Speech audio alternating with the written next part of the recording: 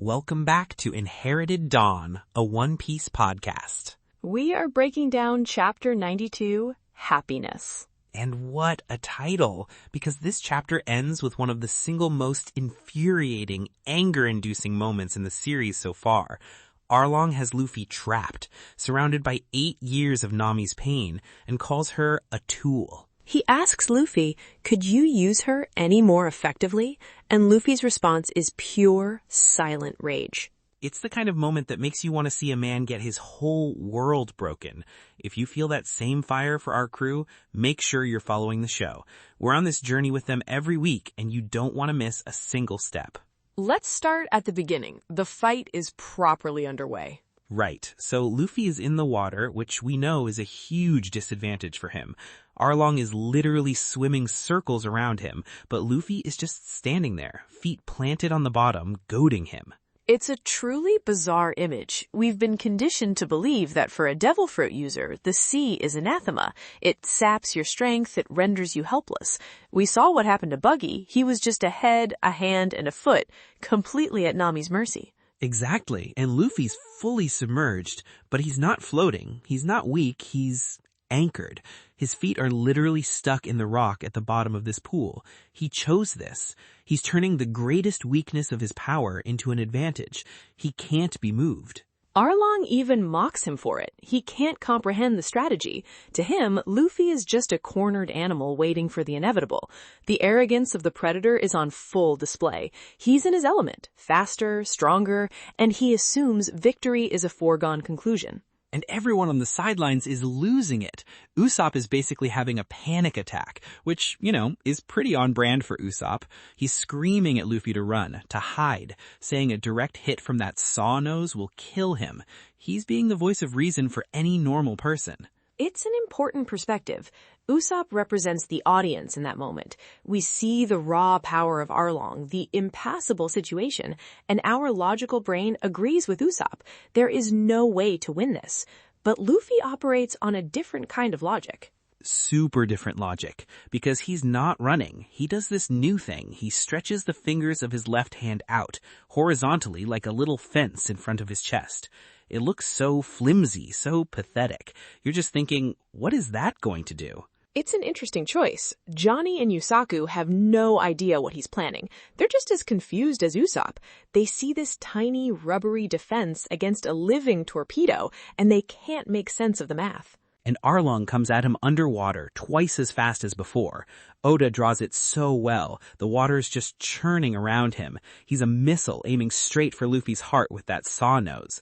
You can feel the kinetic energy in the panels. The impact is huge. It sends Luffy flying backwards out of the water with enough force to send a massive plume of water into the air. To everyone watching, it looks like he was just impaled. The villagers gasp, Usopp screams. For a split second, the audience and the characters are united in the belief that Luffy just lost. But he wasn't. He's flying through the air, but he's in one piece. That finger shield, that tiny little fence, was just enough. He used it to catch Arlong right on the face, on the bridge of his nose and his forehead, stopping the sharp point just before it hit his chest. The force of it was so immense, it just bounced him away like a spring. A perfect example of his ingenuity. He can't match Arlong's speed in the water, so he found a way to nullify the weapon itself. This is what makes Luffy such a formidable fighter. He doesn't just trade blows. He analyzes, adapts, and problem solves in the heat of battle. He was hit by that shark on darts attack once before, and that was all he needed. He learned the timing, the trajectory, everything. It's not about overpowering the attack. It's about making it useless. It's like you can have the sharpest spear in the world, but if I catch the shaft before the point hits me, it's just a stick. Luffy lands on the wall of Arlong Park and just tells him flat out, that won't work on me anymore. The confidence, the sheer audacity, he already figured it out. This has to be infuriating for Arlong. His signature move, the attack that defines his predatory nature, has just been rendered completely ineffective by what looks like a child's game. His pride as the ultimate sea predator is being challenged. You can see it on his face. He's not just annoyed, he's insulted. So what does he do? He doubles down. He launches himself out of the water, right at Luffy, ready for a mid-air assault. He's basically saying, okay, he's stopped my ranged attack. Let's see you stop me up close. But Luffy's ready for that too. He sees Arlong coming, and you can see the idea form in his head. He does a bigger version of the finger shield. He stretches the fingers of both hands and weaves them together to make a full-on net. Gomu Gomu no Ami. The Gum Gum net. It is such a perfect, almost comical counter. Here comes this terrifying shark man, jaws open, ready to tear Luffy apart, and Luffy just goes, nope, and catches him like he's a prize at the local fair. He literally catches Arlong in the air like a fish. The predator becomes the prey in an instant. The symbolism is so potent. Arlong, the self-proclaimed master of the sea, who sees all other beings as lower life forms, as food, is ensnared. Luffy has completely inverted their dynamic. He's taken away Arlong's environmental advantage and then stripped him of his predatory status. And then he just reverses all of Arlong's momentum. He swings them around like a hammer throw, using Arlong's own velocity against him, and stomps him chest first, straight into the stone ground. A huge crater, dust everywhere. The sound effect in the panel is just this massive doom. The crowd goes wild. Johnny and Yosaku are screaming their heads off. It's a huge turning point. For a second, it seems like that might be it. The attack had so much finality to it. Luffy even wonders aloud if Arlong is finished. It's a moment of hope for everyone watching. Perhaps this monster isn't invincible after all. But you see his eyes snap open under the rubble, and they're different. Oda gives this close-up, and there are no pupils, no whites, just these black, jagged shapes with a red circle in the middle. It's utterly terrifying. They're not just angry, they're feral. This isn't the calculated cruelty we've seen from him before. This is something else entirely. Nojiko and Genzo, who have known him for 8 years, are visibly disturbed. Genzo says he's seen Arlong angry before, but never like this. Even Nami, who has been his prisoner for nearly a decade, says she's never seen his eyes look like that. Yeah, this is a whole new level of danger. It's Sanji who puts a name to it. He's standing there, cool as ever with his cigarette, and just calmly identifies it. He says, those are the eyes of a sea king when it goes berserk. Okay, let's pause here because this is a massive piece of world building dropped in the middle of a fight. Sea King. We've seen those creatures. They're enormous, mindless forces of nature. The Lord of the Coast that took Shank's arm was a Sea King. They're living tsunamis, more akin to natural disasters than to animals. They're the apex predators of the sea, the top of the food chain. Nothing messes with them. And Sanji, a chef who has spent his life on the ocean, a man who would know the behavior of every conceivable sea creature, immediately recognizes the specific state of rage. This isn't just a metaphor. He's making a direct biological comparison.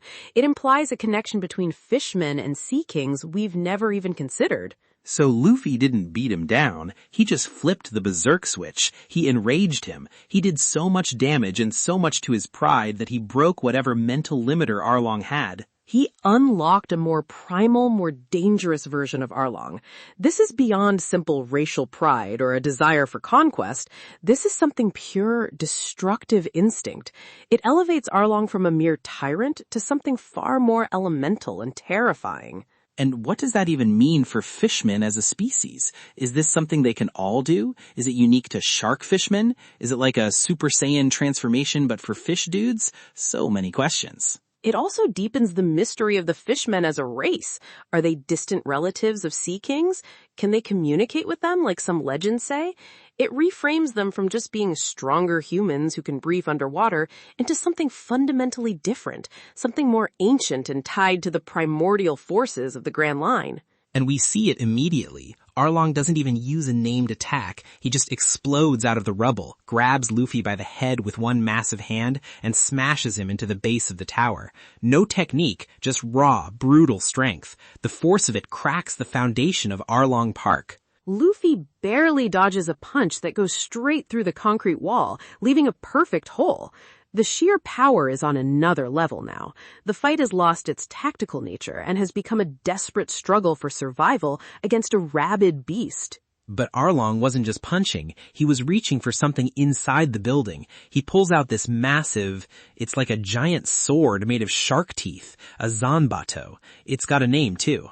Kiribachi, the shark saw, a fitting name for a weapon that seems to be an extension of his own body. It is a terrifying weapon. It's huge, serrated, and just looks like it was designed to tear things apart, not cut them. It's less of a blade and more of a giant saw. He swings it, and the arc of the attack is so wide that Luffy has to leap up the side of the building just to get out of the way. Arlong uses the sword cleverly, though. Even in his rage, his combat instincts are sharp. He embeds it in the wall, using it as a pivot to flip himself up after Luffy, continuing the chase vertically. He's using this massive, destructive weapon with surprising agility. It's relentless. Luffy is cornered on one of the upper floors, and his only escape is to jump through a window into a room. He's literally being herded, forced into a specific location by this Berserk fishman. And this is where the entire tone of the fight and the chapter changes completely. Yeah, the high-speed action just stops. Dead stop. Luffy lands in a room and it's just covered in paper. Maps, charts, books everywhere. Piles on the floor, tacked to the walls, stacked on shelves. He's confused. He's still in fight mode, but the environment is so jarringly different. He asks what this place is.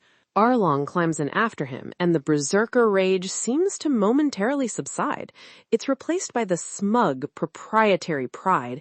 He sounds almost proud. He says, "These are the maps Nami has been drawing for the last 8 years. The camera pans across the room, showing us the scale of her labor. And he praises her. He goes on about her talent, her genius as a cartographer, calling her a prodigy. But the way he says it is just chilling. It's the way a collector would talk about a rare painting, or a general would talk about a powerful weapon. It's completely possessive. He's not praising a person, he's describing the function of a high-quality tool he owns. There is no respect for her as an individual, only an appreciation for her utility. He's cataloging the features of his prized possession. And that's when Luffy sees it, and we see it, a close-up panel. On the desk, in the middle of all this paper, is Nami's pen, a simple quill pen, and the nib is crusted with her own dried blood. All the pain of this room, all the unspoken suffering of the last 8 years is crystallized in that one silent image. The years she spent in here, forced to work, crying, stabbing her own arm in frustration and despair. It's all right there. That blood is the physical evidence of her torment. It's the cost of these maps. Oh man, it's just brutal. You realize she wasn't just drawing, she was bleeding for this. Mentally, emotionally, and literally. Arlong is just monologuing in the background, completely oblivious. He gets Luffy's head trapped between two of the giant teeth on Kiribachi. He has him pinned. And he leans in close, his face right next to Luffy's, and delivers the cruelest lines in the chapter. He says there's no greater happiness for Nami than drawing maps for him. He claims her passion as his own. He says it's all for his ambition to conquer the world and that she should be grateful to be a part of it. It's the ultimate gaslighting. He's trying to rewrite her reality, to paint her prison as a paradise. And then he ends with that one awful question. He looks at Luffy, this boy who is clearly Nami's friend, and asks, "Could you use her any more effectively?" The sheer audacity of that question, the way it reframes friendship, loyalty, and companionship into a transactional relationship of usefulness, it's the ultimate violation of who Nami is. He's not just imprisoning her body, he's claiming ownership of her very soul, her dreams, and her skills. He's saying, "Look at what I've done with your friend. I've made her the perfect tool. Can you compete with that?" Bro, my blood just boils thinking about it. He sees her pain, her talent, her life's work, and all he sees is a resource, a thing to be used. He's standing in her torture chamber, bragging about how well she performs under duress. It's monstrous. It's the core of his philosophy. Everything and everyone is a tool for his ambition. The villagers are a source of income, his crewmates are instruments of violence, and Nami is the most valuable tool of all, the one that will chart his path to domination. And Luffy, he just goes silent. He hears that line. He sees the blood on the pen. He's standing in the room that was her cage, and something in him just snaps. The panel focuses on his eye, shadowed by his hat. The playful, goofy Luffy is gone. He doesn't say a word. There is no comeback. No, I'm gonna kick your ass. This is beyond words. He just reaches up, grabs the giant serrated blade of Kiribachi that's trapping his head, and shatters it with his bare hand. He just breaks the steel like it's glass. The sound effect is this sharp crack, and you see the teeth of the sword just explode into pieces. Arlong is completely stunned. He's still holding the hilt, but the business end of his legendary weapon is just gone. He can't move it. He can't comprehend what just happened. A rubber man just broke his sword. That's not a power-up. That's not a new gear. That's not hockey. We don't even know what that is yet. That's pure, unfiltered rage. That's Luffy telling Arlong, you don't get to talk about her, you don't get to touch her, and you sure as hell don't get to call her your tool. It's the rage of a captain on behalf of his navigator. It's the protective fury of a friend who has just seen the absolute depths of another's suffering. Arlong crossed a line that Luffy will not allow anyone to cross. He insulted his friend. He devalued her. This is it. This is the moment the fight stops being about a village or a promise to Belle Mare, and it becomes personal. This is for Nami. This is for those 8 years. This is for the blood on that pen. Super. Before we get too far from it, I want to go back to the cover page for a moment. It felt disconnected at first, but Oda rarely does things without purpose. Oh, right. What was on it this week? I was so wrapped up in the fight, I barely registered it. It's 2 Marines. One is an older man with white hair, a white suit, and a bulldog mask completely covering his head. He's sitting and eating crackers. Beside him is a younger, stoic-looking man in a standard Marine uniform standing at attention.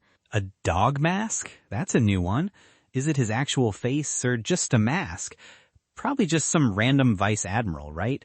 We've seen a bunch of weird-looking Marines. I don't know. There's something about the way he's drawn. Even sitting down, he has this presence. We learn his name is Vice Admiral Garp, and the other is Bogard. They feel important, not like throwaway characters. Garp? Huh. Sounds familiar somehow. Maybe from one of Kobe and Helmeppo's cover stories? Well, if he's important, I'm sure we'll see him again. He looks tough, I'll give him that. The dude is built like a brick house. It's just unusual to get such a detailed cover introduction for characters we've never seen, especially during the climax of an arc. It feels like Oda is planting a seed here, introducing a major player on the world stage, while Luffy is dealing with a comparatively regional threat. It expands the scope of the world, reminding us that while Arlong Park is everything right now, bigger forces are moving out there. Speaking of bigger forces, the whole Sea King eyes thing, we have to talk more about that. Sanji knew it on sight. That's not a guess. That's a diagnosis. It suggests a biological, almost primal state that certain powerful beings of the sea can enter. A berserker rage that transcends normal anger. It's a transformation, a change in his very being. It's fascinating because it implies that for all their intelligence and society, there is a deep, ancient wildness at the core of fishmen. Which means Arlong isn't just a strong fishman with a big ego. He has the potential to become a natural disaster, just like a Sea King. He can tap into a power that is less about martial arts and more about pure, overwhelming force of nature. It also poses a philosophical question about the nature of the fishmen. Is this something they fear, something they revere? Is it seen as a strength or a curse? Given how much Arlong values control and superiority, to lose himself to this primal rage must be a double-edged sword. He gains immense power, but he loses the very thing he prides himself on, his cunning, his control. And Luffy just made him go there. He pushed him past his limit into something wilder. But even that rage, that Sea King power, wasn't enough to stop Luffy once Nami was brought into it. That's the thing about Luffy. You can be stronger, you can be faster, you can be a berserker sea king. But you can't be more loyal to his friends than he is. His anger isn't a mindless berserker rage. It's focused. It has a purpose. It's a protective fire, not a destructive one. Arlong's rage is about his own shattered pride. Luffy's rage is about Nami's stolen life. And that's where you lose, every time. Arlong sealed his fate the moment he called Nami a tool. He just doesn't know it yet. The rage we saw when Luffy broke that blade is just the start. That was the appetizer. The main course is coming. I agree. He's not just trying to defeat Arlong anymore. He's going to dismantle everything he stands for, starting with this room. This room is a monument to Arlong's cruelty. It's the most important room in Arlong Park. It's the heart of his entire operation, the engine of his empire. And for Nami, it's the symbol of her complete and utter despair. 8 years of her life are in that room. 8 years of forced labor, of crushed dreams, of solitude and pain. It is the physical manifestation of her trauma. Luffy's gonna tear it all down. He has to. He has to destroy the cage to set her free. Not just from the building, but from the memory of it. He's gonna make it so she never has to see this place again. He's gonna erase her prison from the face of the earth. What a chapter! The shift from pure action to this deep emotional core was just perfectly executed by Oda. It's a masterclass in pacing and emotional storytelling. It sets the stage for a finale that's about more than just punches. It's about liberation. It's about tearing down a symbol of oppression. Absolutely. Let us know in the comments what you think about those Sea King eyes. Is it just a fishman thing, or is it something bigger? And that Garp guy on the cover, what's his deal? I want to hear your theories. All right, shall we move on to predictions for Chapter 93? Let's do it. You first, Robin-chan. My first prediction is that Arlong, in his rage and now disarmed, is going to revert to his most basic weapons, his teeth and his fists. But it will be different from before. We'll see a much more savage, animalistic fighting style. Biting, clawing, pure brutality. The loss of his signature weapon will make him even more unpredictable and dangerous in close quarters. I like that. He's just going to become a brawler again, but without any of the control he had before. A cornered shark. Okay, my turn. I'm calling it right now. Luffy is going to destroy the entire cartography room, not just as collateral damage from the fight, but intentionally. He's going to look around at what this room represents, and he's going to smash the desk, tear the maps, and bring the whole room down around them as a symbolic act of liberation for Nami. That feels narratively correct. My second prediction builds on that. We will get a single, silent panel of Nami outside, watching this happen. And her expression won't be one of horror at the destruction of her life's work, but of catharsis. A single tear rolling down her cheek as she sees her prison being destroyed by her friend. It would be an incredibly powerful, wordless moment. Bro, that would hit so hard. You're gonna make me cry just thinking about it. Okay, my final prediction is a new move. Luffy is going to use the rubble of the room itself as part of an attack. A Gomu no, rubble stamp or prison breaker or something. He's going to use the broken pieces of Nami's cage as a weapon against her jailer, the ultimate poetic justice.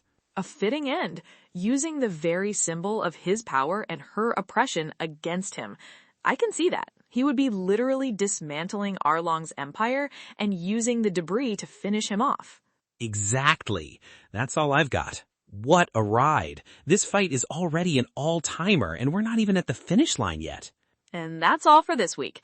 Thank you for joining us on this journey. Remember to keep your friends close, and if anyone ever calls them a tool, make sure you break their whole world. We'll see you next time.